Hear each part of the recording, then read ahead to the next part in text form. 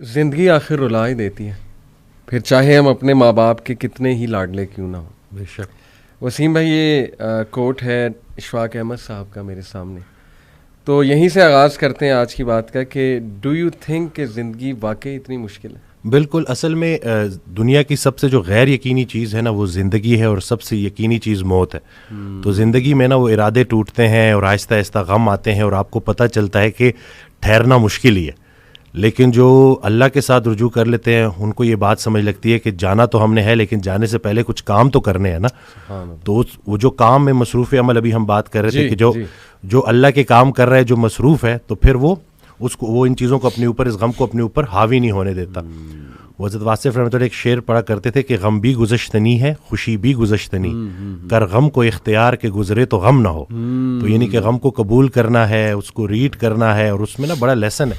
صحیح بات۔ تو یہ اللہ تعالیٰ ہماری برداشت، سب سے بڑی قوت برداشت ہے۔ بالکل صحیح۔ تو ہماری یہ برداشت بڑھانے کے لیے اللہ تعالیٰ غم بھیجتا ہے۔ صحیح۔ اور آہستہ آہستہ صبر کے ذریعے، نماز کے ذریعے انسان جو ہے نا اس مشکل سے نکل آتا ہے، کیونکہ اللہ کا وعدہ ہے کہ ہر سختی کے ساتھ آسانی ہے۔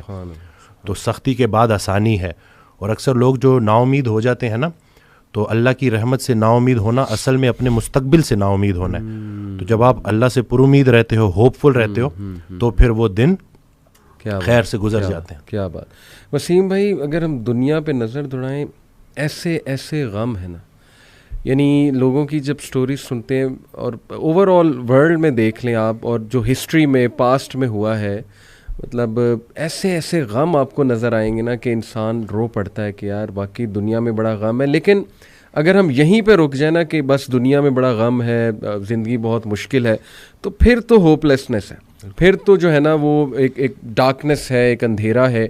دیٹس وائی آئی سے ٹو پیپل کہ دیکھو جو ایتھیزم ہے وہ یہیں پہ رک جاتا ہے۔ بالکل، وہ کہتا ہے کہ بس we are all here and we are doomed, اور بس ٹھیک ہے، سفرنگ بھی ہے، کیوس بھی ہے، ڈارکنیس بھی ہے، اب کیا کر سکتے ہیں۔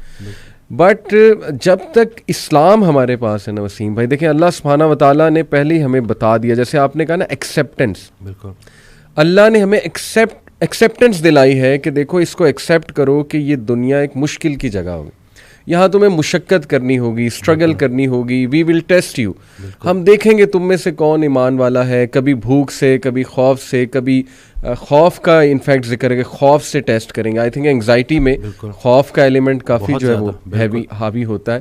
پھر لاس آف لائف سے تمہیں ٹیسٹ کریں گے، لاس آف فروٹ سے تمہیں ٹیسٹ کریں گے، لیکن وبشر الصابرین۔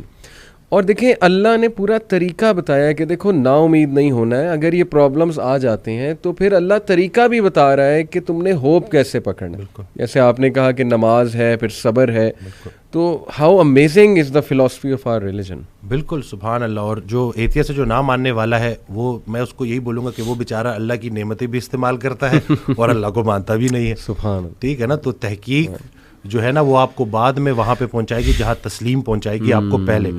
تو جو سرنڈر کرنا ہے نا، یہی سب کچھ ہم نے کرنا ہے۔ ایک آڈیو میں وہ بیان کر رہے تھے حضرت، تو انہوں نے کہا کہ پورا سرنڈر کرنا ہے۔ تو جواب آیا کہ حضرت اتنی کمزور صلاحیتوں کے ساتھ پورا سرنڈر کیسے کروں؟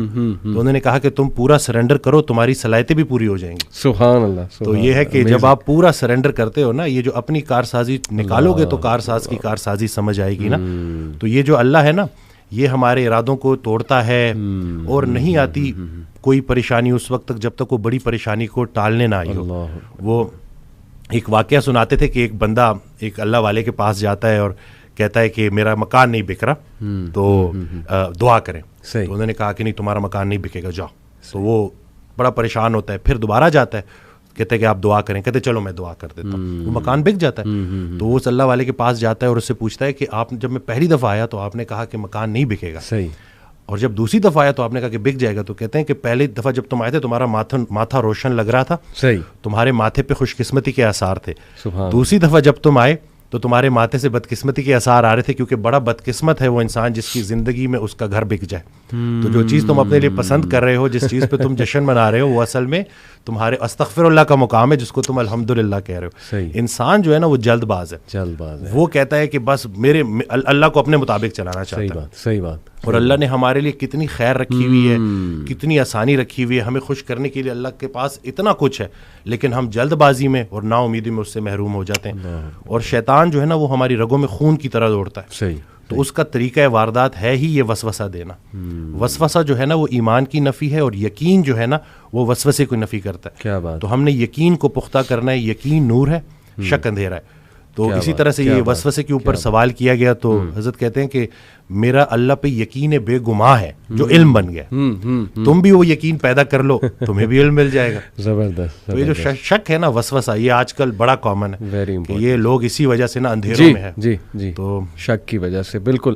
اچھا, یہ آپ نے جو بات کی نا کہ انسان جلد باز ہے, اس پہ مجھے قرآن کی ایک آیت بھی یاد آئی. اللہ سبحانہ و تعالیٰ نے انسان کی یہ نیچر بتائی ہے. سورہ معارج میں اللہ سبحانہ تعالیٰ کہتے ہیں کہ بے شک ہم نے انسان کو نگرڈلی اور اینکشیس پیدا کیا. بالکل. جلد باز ہے. جب خیر آتی ہے تو آپے سے باہر ہو جاتا ہے, اور جب کوئی ڈیفیکلٹی آتی ہے تب پینک ہو جاتا ہے. بالکل. الا المصلین ایکسیپٹ دوز ہو آفر. سبحان اللہ. یعنی اللہ نے سلوشن بھی ساتھ بتا دیا کہ نہیں, نماز تمہاری ان چیزوں کو چیک کرے گی. سبحان اللہ. سجدہ کرو اللہ کے آگے, اور وہی آپ کے علی بات ہے کہ یقین. اور میں تو سمجھتا ہوں وسیم بھائی کہ ہماری زندگی میں جتنے بھی مسائل آتے ہیں نا, وہ اللہ کی ذات پہ یقین دلانے کے لیے تو آتے ہیں. کہ دیکھیں ہمارے ہاتھ میں تو ہے ہی کچھ نہیں. انسان پہ کبھی کبھی ایسا کوئی پرابلم آ جاتا ہے اس نے ایکسپیکٹ بھی نہیں کیا ہوتا. دس از ویئر, جیسے حضرت علی صلی اللہ عنہ نے کہا تھا نا کہ میں نے تو اپنے ارادوں کے ٹوٹنے سے اپنے رب کو پہچانا. تو اگر یہ چیزیں ہوتی نا وسیم بھائی, تو کیسے ہم اللہ سبحانہ و تعالیٰ کو پہچانتے, اللہ کی پاور کا ہمیں کیسے احساس ہوتا؟ بالکل.